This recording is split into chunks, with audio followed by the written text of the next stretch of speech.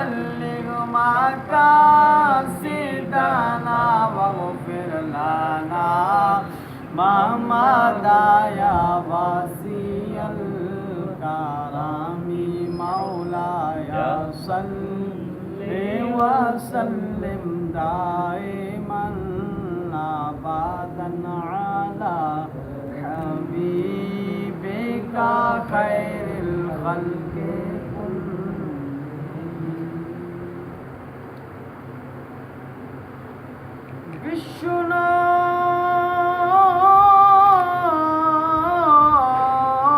از نیچو حکایت میں کنت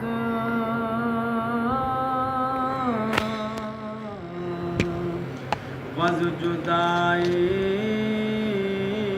ہا شکایت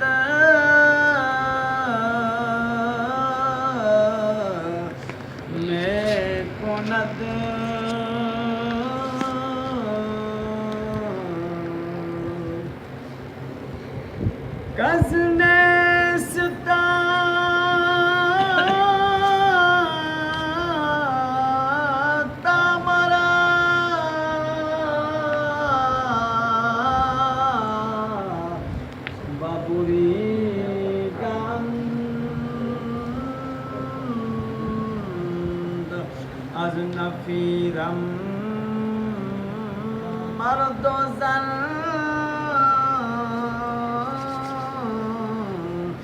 نالیدن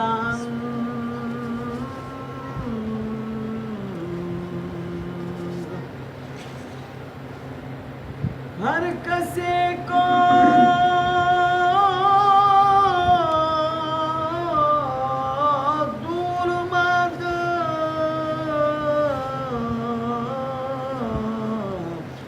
از اصل خویش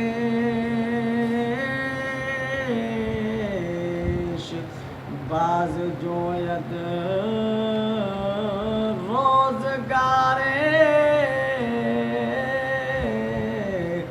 وصل خویش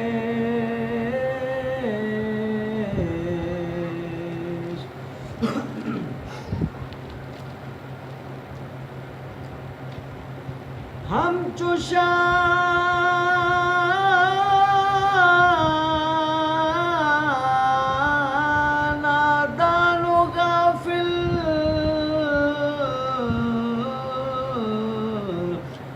بود وزیر پنجہ میں زد با قدیم ناگزیر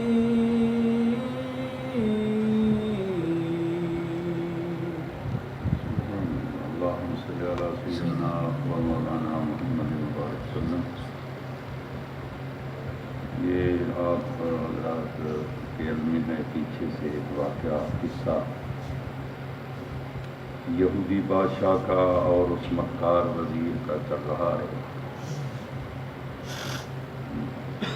یہودی بادشاہ عیسائیوں کا دشمن تھا۔ اس زمانے کے اندر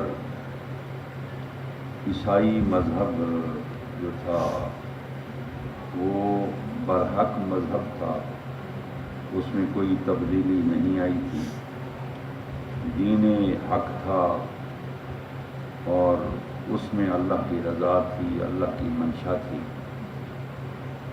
اس زمانے کے اندر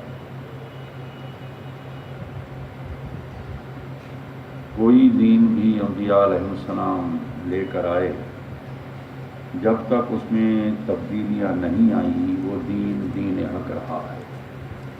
جب قوموں نے اس میں تبدیلی کر دی اور تحریف کی دین کے اندر، کتابوں کے اندر اپنے مقصد کے مطابق انہوں نے پیغمبروں کی شریعتوں کو ڈھالنا شروع کر دیا، تو پھر وہ دین کی برکتیں ختم ہو گئی، کیونکہ اس زمانے میں دین عیسیٰ جو تھا وہ دین برحق تھا، اللہ کی رضا تھی اس میں، وہی نور کی روشنی تھی اور اللہ کی طرف سے وہی دین حق تھا۔ اور بادشاہ دین عیسوی کا دشمن تھا، اور اس کا وزیر بھی اپنے بادشاہ کو خوش کرنے کے لیے جو اس نے ایک مکرانہ انداز سے ایک چال چلی عیسائیوں کو ختم کرنے کے لیے، تو مولانا روم رحمۃ اللہ علیہ فرماتے ہیں جس طرح بادشاہ بے وقوف اور غافل تھا، اس طرح اس کا وزیر مکار وہ بھی غافل تھا، کیونکہ وہ اللہ کے فیصلے پر جو اللہ کی منشا تھی اس کے خلاف انہوں نے محاذ کھڑا کیا، منشا الہی کے خلاف۔ منشا الہی تھی کہ اس میں دین حق تھا، دین عیسیٰ علیہ السلام، اس کی اشاعت ہو اور لوگ اس میں شامل ہوں اور دین عیسیٰ سے برکتیں حاصل کریں، لیکن وہ نہیں چاہتے تھے، بلکہ وہ یہ چاہتے تھے یہ ختم ہو جائے دین، آپس میں لوگوں میں فتنہ ہو۔ گویا وزیر اور بادشاہ دونوں مولانا روم فرماتے ہیں یہ اللہ کے مقابلے کے لیے کھڑے ہوئے۔ فرمایا پنجمی زد کا قدیم ناگزیر، اللہ تعالیٰ جو واجب الوجود ہے، کریم ہے، اس کے ساتھ مقابلے کے لیے کھڑا ہے۔ اور یہ ایک حقیقت ہے، مولانا روم بیان کرنا چاہتے ہیں کہ ایک منشا الہی ہوتی ہے کسی کام کے بارے میں۔ مثلا کسی انسان کو رب عزت دیتا ہے، کسی کے کاروبار میں اللہ تعالیٰ برکت دیتا ہے، کسی کو کسی اعتبار سے عزت عظمت دیتا ہے، تو اس میں رب کی رضا ہوتی ہے، اور اللہ کی منشا کے بغیر تو پتا بھی حرکت نہیں کر سکتا۔ تو دوسرے انسان دیکھ کر اس کو جلیں، حسد کریں، گویا ان کا حسد کرنا اور جلنا کہ اس کے پاس اتنی یہ مال، یہ نعمت یا یہ علم، یہ دولت کیوں آ گئی، یہ حسد کرنا جو ہے گویا کہ خدا کے فیصلے کے خلاف کیا کرنا ہے، خدا کے مقابلے میں کھڑا ہونا ہے، اور خدا کے مقابلے میں کھڑا ہونے والا آخر رسوائی ہی کموں دیکھتا ہے، ناکام رہتا ہے، اللہ کا کون مقابلہ کر سکتا ہے۔ تو وہ بھی وزیر بھی مولانا روم فرماتے ہیں، بادشاہ بھی، وہ دونوں اللہ کے ساتھ مقابلے کے لیے کھڑے ہوئے کہ دین عیسیٰ کو ختم کریں، جبکہ دین عیسیٰ کی اشاعت، دین عیسیٰ کو جاری کرنا یہ منشا الہی تھی، اور اللہ تعالیٰ کی منشا یہی تھی کہ دین عیسیٰ پھیلے، اس کی برکتیں لوگ حاصل کریں، کیونکہ یہ اس وقت کی بات ہے کہ دین عیسیٰ میں ابھی تبدیلی تعریفات نہیں ہوئی تھی، اس وقت تو تبدیلیاں ہو گئی۔ ہاں جی، ناگزیر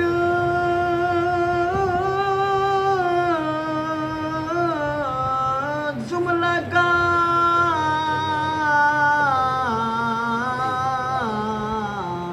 حی قدیر لا یزال لم یزل فرد و بصیر، اگلا شعر بچنا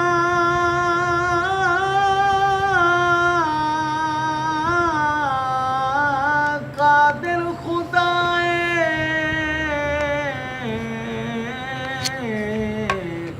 کز عدم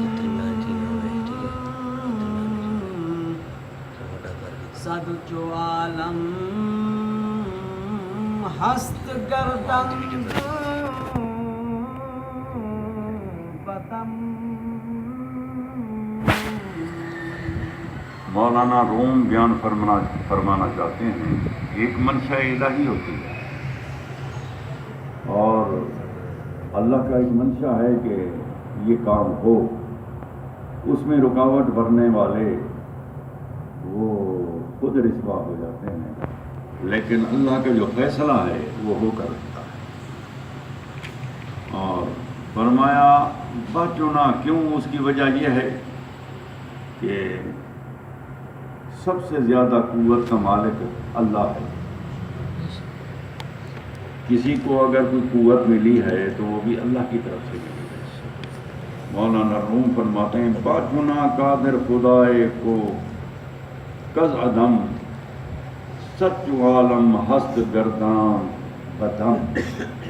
فرمایا وہ اللہ تعالیٰ اتنی قوت طاقت کا مالک ہے کہ وہ عدم سے، کہ جو چیز موجود نہیں ہے تو چاہے ایک آنکھ جھپکنے کے اندر لاکھوں عالم پیدا کر دے، اس نے کیا کہنا ہے؟ اس نے تو یہی کہنا ہے کون ہو جا، اور اشیاء ہو جاتی ہیں۔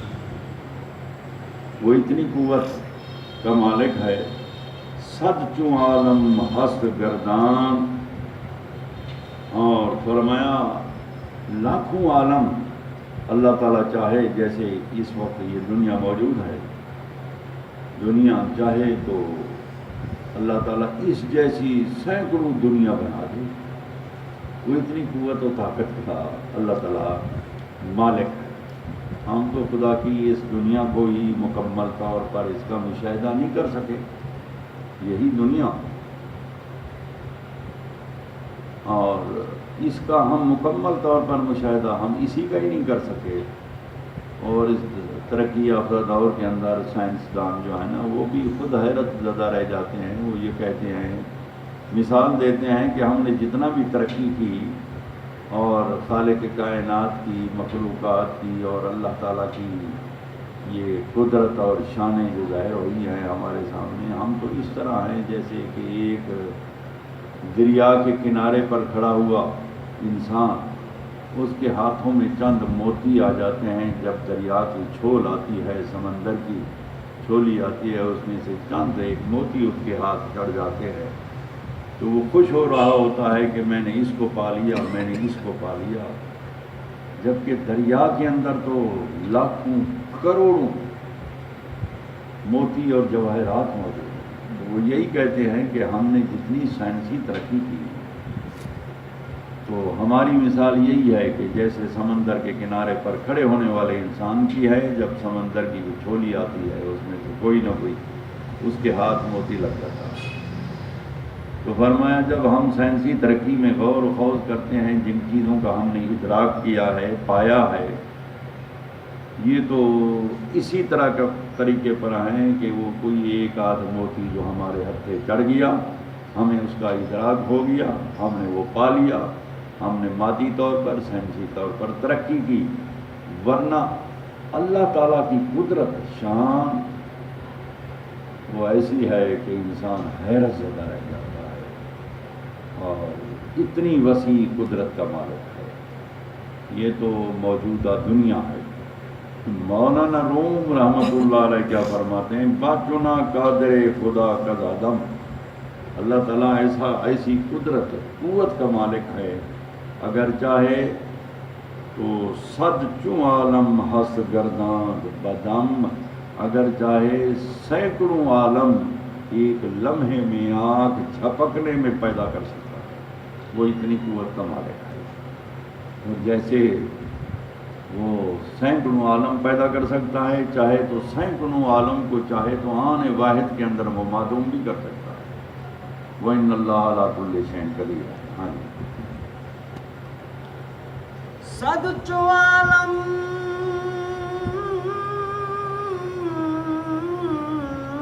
در نظر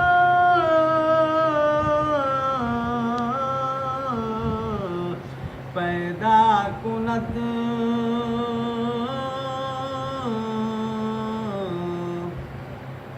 چونکہ چشمت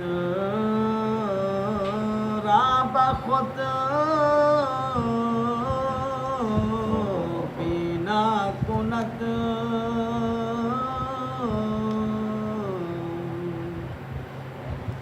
عارف رومی فرماتے ہیں صد چوں عالم در نظر پیدا کند، فرمایا چاہے وہ مالک صد چوں عالم، اس دنیا اس عالم کی طرح سینکڑوں در نظر پیدا کند، ایک ہی لمحے میں چاہے تو وہ پیدا کر دے، وہ مالک ہے، ایک ہی لمحے میں وہ پیدا کر سکتا ہے۔ چونکہ چشمت را بخود بینا کند، اور اگر اللہ تعالیٰ چاہے تو تیری آنکھ کو کھول دے اور تو بھی اس عالم کا مشاہدہ کر سکتا ہے، وہ چاہے تیری آنکھ کو کھول دے۔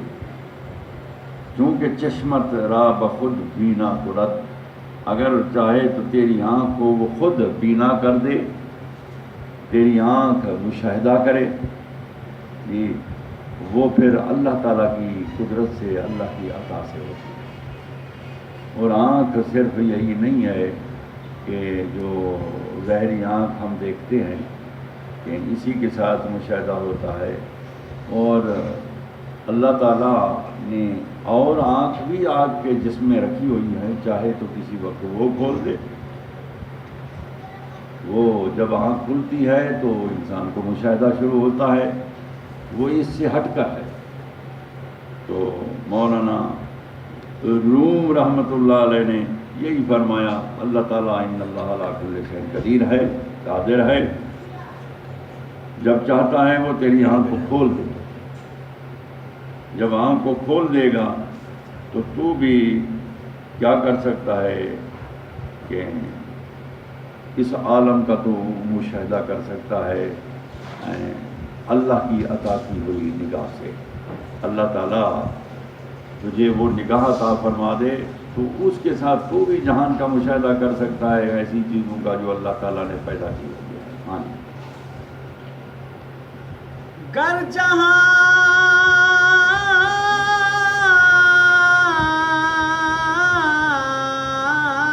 بے شت بزرگوں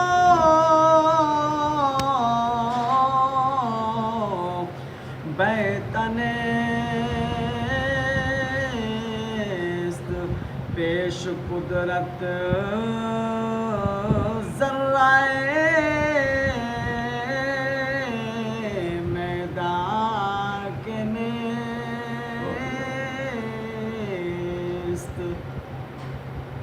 مولانا عارف رومی فرماتے ہیں، پیشت بزرگو بے بنیست، فرمایا یہ دنیا، یہ موجودہ دنیا پیشت تیرے سامنے بزرگ بہت وسیع ہے،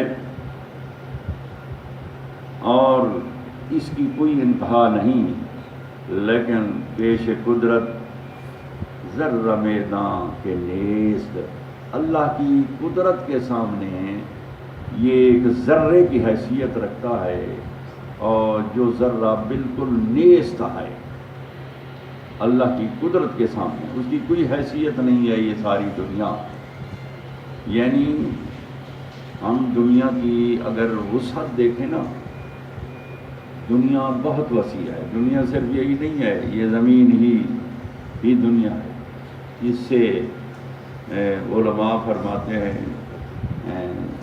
سینکڑوں عالم ہیں، بعض روایات میں ہے 18,000 عالم ہیں، اور بعض نے یہ فرمایا کہ اللہ تعالیٰ کے نے جو عالم پیدا فرمائے ہیں، جہان پیدا فرمایا ہے، اس کی حد ہی نہیں ہے۔ بلکہ ایک روایت میں نے پڑھا، شیخ اکبر رضی اللہ تعالیٰ عنہ کی، ایک شخص بیت اللہ کا طواف کر رہا تھا، اس نے دیکھا اللہ تعالیٰ نے اس کی نگاہوں سے حجاب اٹھا دیا، اور اس نے ایک آدمی کو دیکھا کہ اس کا بہت بڑا قد ہے،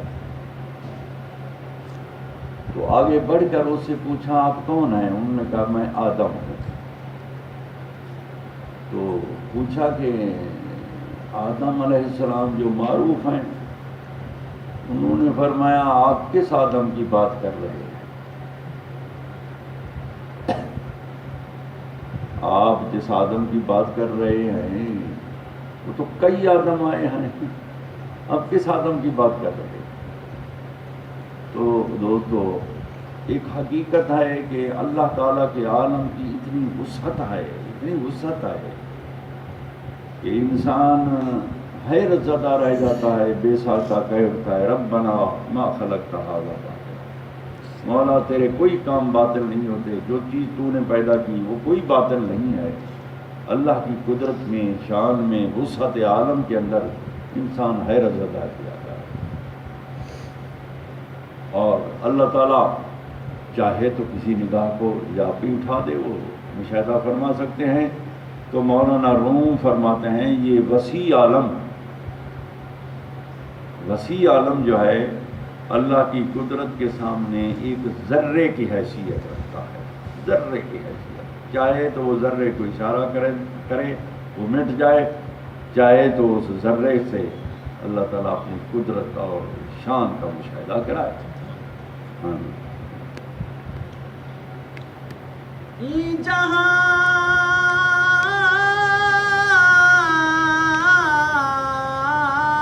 خود ہم سے جان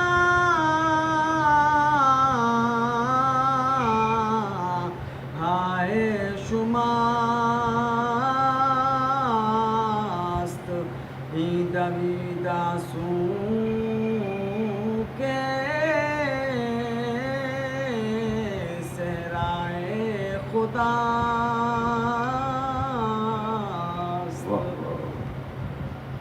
فرمایا این جہاں خود حبس ہائے جاں ہائے شما است، ہین روید آنسوئے کہ صحرائے شما است، یا شہر صحرائے خدا است۔ مولانا روم فرماتے ہیں اللہ تعالیٰ کا جہان وسیع ہے، اس کی حد نہیں ہے، اس کی انتہا نہیں ہے۔ فرمایا این جہاں، جس جہان کے اندر ہے انسان تو موجود ہے، یہ جہان تیرے لیے کیا ہے، کبھی سوچا ہے تو نے؟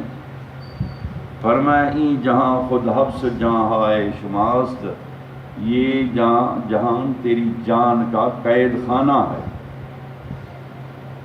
یہ جہان جس میں ہم رہ رہے ہیں نا، یہ ہماری جان کے لیے بمنزل مولانا روم فرماتے ہیں یہ کیا ہے، ایک قید خانہ ہے۔ کیسے قید خانہ ہے؟ اللہ اکبر! آپ دیکھیں ذرا غور کریں کہ ہم یہ زمین نہ ہو تو ہم چل نہیں سکتے، ہم چلنے کے اعتبار سے اس زمین کے محتاج ہیں، خوراک کے اعتبار سے بھی ہم اس زمین کے محتاج ہیں، اور اس زمین کے اوپر جو ہوا ہے، سانس لینے کے اعتبار سے، آب و ہوا کے اعتبار سے بھی ہم اس زمین کے محتاج ہیں، اس جہان کے محتاج ہیں۔ یہ ہمارے لیے ہر اعتبار سے ایک قید ہے، یہ ایک قید ہے۔ اس جہان سے نکلنا جو ہے ہم نہیں نکل سکتے، ہمارے لیے یہ قید خانہ ہے۔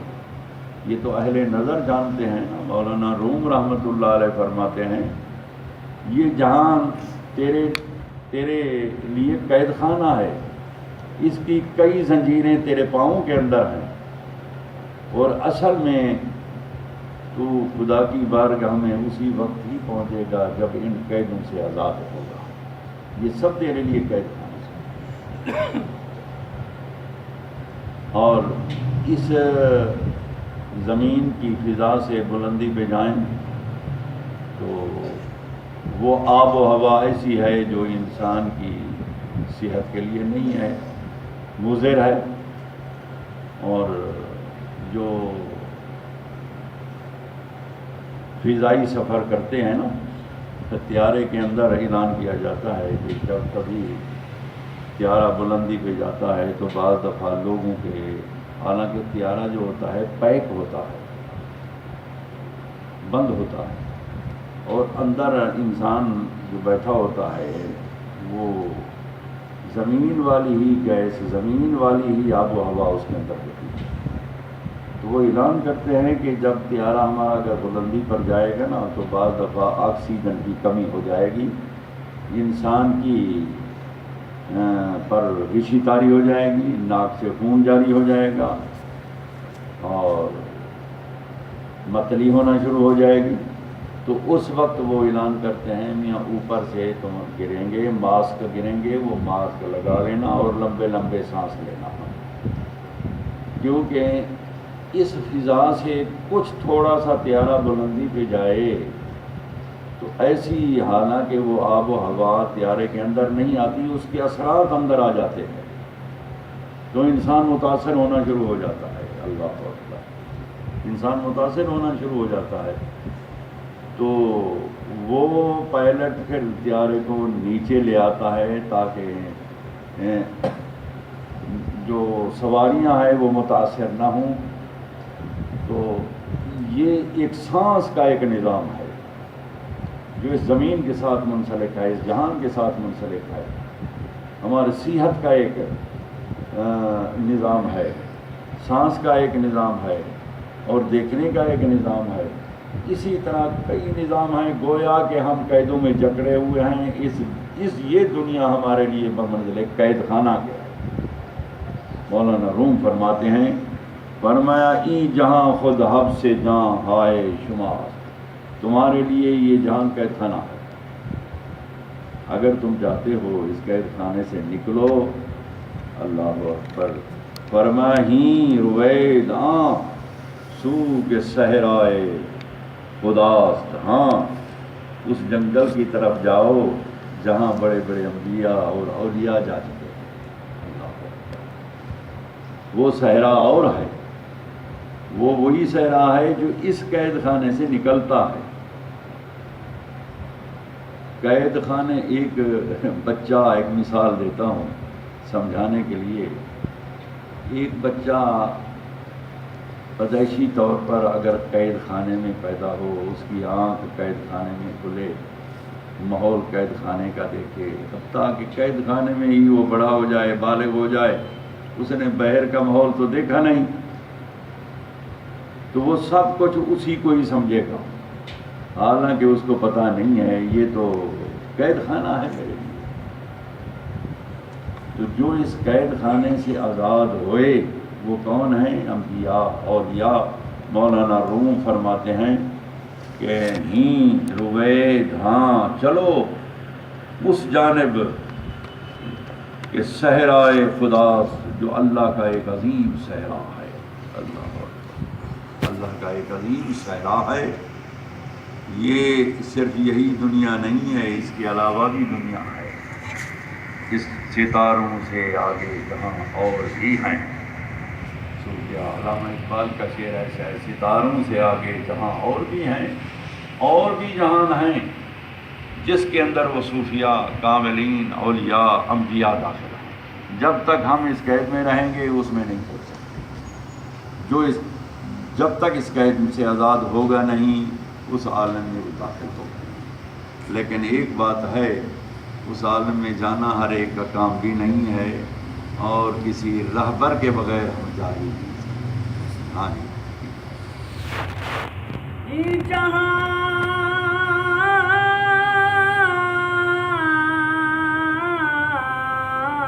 محدود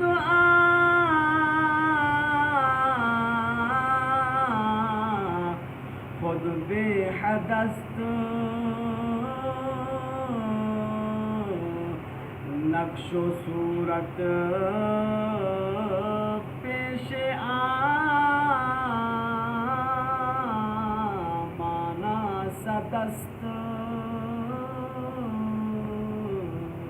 مولانا فرماتے ہیں ایک تو یہ جہان ہے جس میں ہم موجود ہیں، جس میں ہم قیدی ہیں، ایک اور جہان مانا ہے، اور جہان معرفت ہے، جہان وحدت ہے، وہ اور جہان ہے، ہم تو اس جہان میں قیدی ہیں۔ فرمایا یہ جہاں محدود خود بے حد است، فرمایا یہ جہان محدود ہے، اس کی حد بندیاں ہیں، یہ تھوڑا ہے، اور یہ ایک جہان ہے، ایسا جہان ہے کہ یہ جہان محدود ہے۔ فرمایا نقش و صورت پیشیاں مانا سدست، فرمایا اس جہان کے سامنے اس جہان کے نقوش، صورتیں، یہ بمنزل صدست ایک دیوار کے ہیں، جب تک دیوار ہٹے گی نہیں ہم اس جہان میں داخل ہوں گے نہیں، اور اس دیوار کو ہٹانے کے لیے دوستو پھر کسی کامل کی ہی ضرورت ہوتی ہے، اللہ والے کی ہی ضرورت ہوتی ہے، اور ہم اس قید سے آزاد نہیں ہو سکتے کہ جب تک کسی کامل کی رہنمائی حاصل نہ ہو۔ حضرت جنید بغدادی رضی اللہ